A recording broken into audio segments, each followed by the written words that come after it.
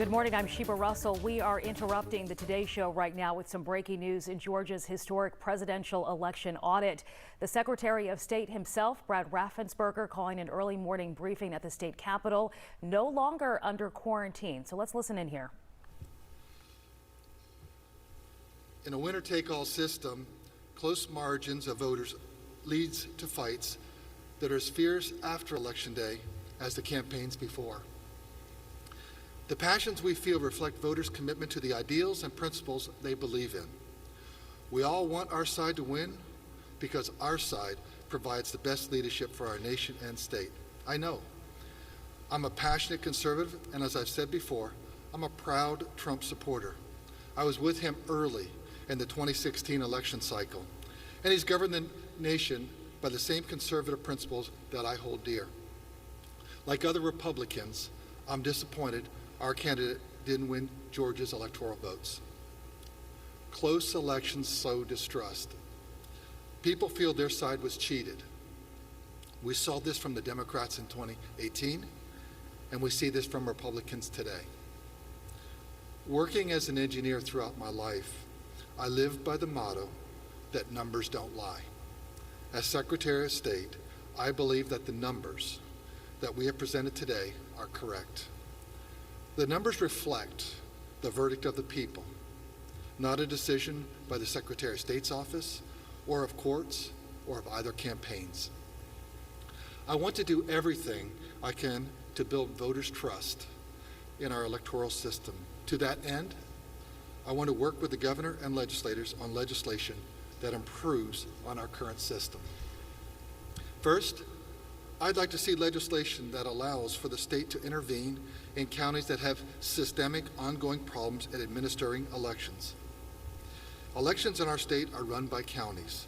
Some do it great, and some don't. We need to have a remedy that allows the state to address problem areas and get those counties moving in the right direction. The audit revealed that in some counties, not all the votes have been counted. That doesn't mean those counties had systemic problems, but it does raise a concern. We must implement a reconciliation process that prevents such errors from happening in the future. Second, we need some reforms on our absentee ballot laws.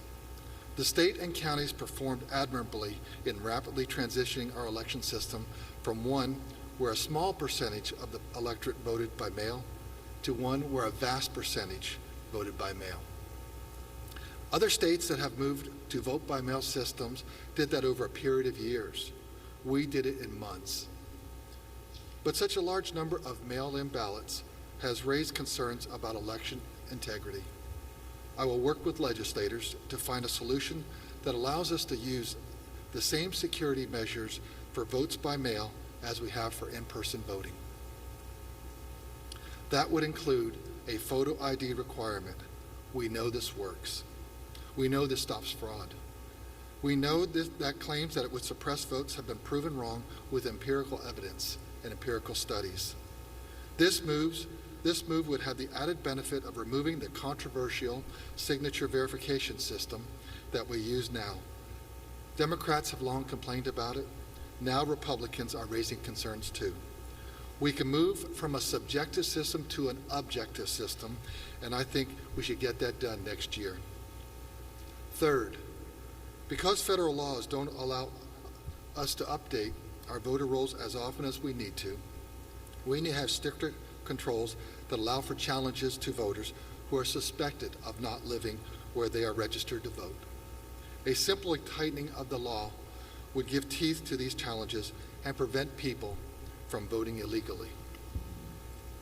These measures will improve the security of our elections, and that should lead to greater public trust. Our first goal is carrying out elections successfully and getting the results right. Our second goal is upholding the people's faith in our democracy by demonstrating the integrity of our process. Thank you for coming out so early today. Take care.